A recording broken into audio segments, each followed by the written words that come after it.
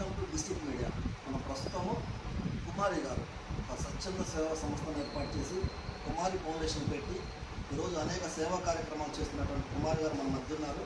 ఆమెను కొన్ని మరిన్ని విషయాలు అడిగి తెలుసుకునే ప్రయత్నం చేద్దాం. నమస్తే మేడం. మేడం మీ దేవుడు అటు చూసి చెప్పండి. మీరు చెప్పిన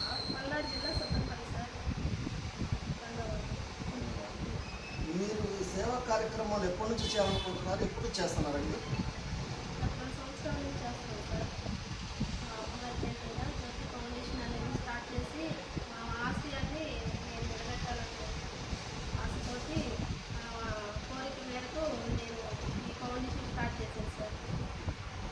అయితే మీరు సత్తెనపల్లి నియోజకవర్గంలో మీ దగ్గర స్వచ్ఛంద సేవా సంస్థకి ఎంతమందికి మీరు హెల్ప్ చేస్తున్నారు, అసలు ఏమేమి కార్యక్రమాలు చేస్తున్నారు?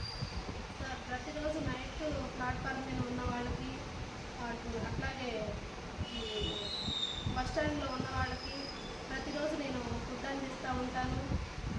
మొక్కల కార్యక్రమాలు రోడ్ సైడ్ మొక్కల కార్యక్రమం చేస్తూ ఉంటాను. అలాగే హాస్పిటల్లో నిరుపేద వాళ్ళు అసలు లేని వాళ్ళు చూపించుకోలేని వాళ్ళు గవర్నమెంట్ హాస్పిటల్కి వెళ్ళి ప్రతిరోజు వాళ్ళకి హాస్పిటల్కి వెళ్ళి సూపరింటెండెంట్ గారితో మాట్లాడి వాళ్ళకి సేవలు అందిస్తున్నాము మా ఫౌండేషన్ తరఫున. అలాగే ఈ స్కూల్లో పిల్లలకి పెన్నులని బుక్కులని ప్రతిదీ అక్కడ ఏదైతే కొరత అని నాకు తెలిసిన విషయాలు తెలియని విషయాలు కొన్ని తెలుసుకొని వాళ్ళకి వెళ్ళి పరామర్శించడం, వాళ్ళకి అందుబాటులో ఉండడం, వాళ్ళకి మన వల్ల ఇది ఉపయోగపడింది అన్నది ప్రతిదీ నేను అందుబాటులో ఉండి వాళ్ళకి చేస్తూ ఉంటాను సార్.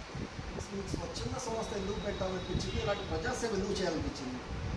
మా అమ్మగారి ఆశయం, మా అమ్మగారికి కోరికలు సార్. లేని వాళ్ళకి పెట్టడం అనేది మనం తిన్నది కాదు, ఎదుటి వాళ్ళకి పెట్టేది, వాళ్ళ ప్రేమను పొందుకోవడం చాలా మంచిదని మా అమ్మ మాట సార్. అది మీకు ఈ స్వచ్ఛంద సంస్థకి ఎవరి సహకారం ఉంటుంది, మీరు మీ కుటుంబం నుంచి ఎలాంటి సహకారం అందుతుంది? Full support sir. నాన్నగారు, మా వారు వాళ్ళ సపోర్ట్ వల్ల నేను ఈరోజు ఎంత చేయగలుగుతున్నానంటే వాళ్ళు మిగతాది ఫ్రెండ్స్ సర్కిల్ వాళ్ళు కొంచెం హెల్ప్ చేస్తూ ఉంటారు సార్. మిగతా అమౌంట్ అంతా మా వారు మా నాన్నగారు ఇస్తూ ఉంటారు. ప్రతిరోజు వాళ్ళకి ఎవరికి ఏది లేదో కనుక్కుంటే మాత్రం వీళ్ళు మనీ ఇస్తామంటారు. వీళ్ళు ఫుల్ సపోర్ట్ వల్ల నేను ఈరోజు ఇంత చేయగలుగుతున్నాను సార్.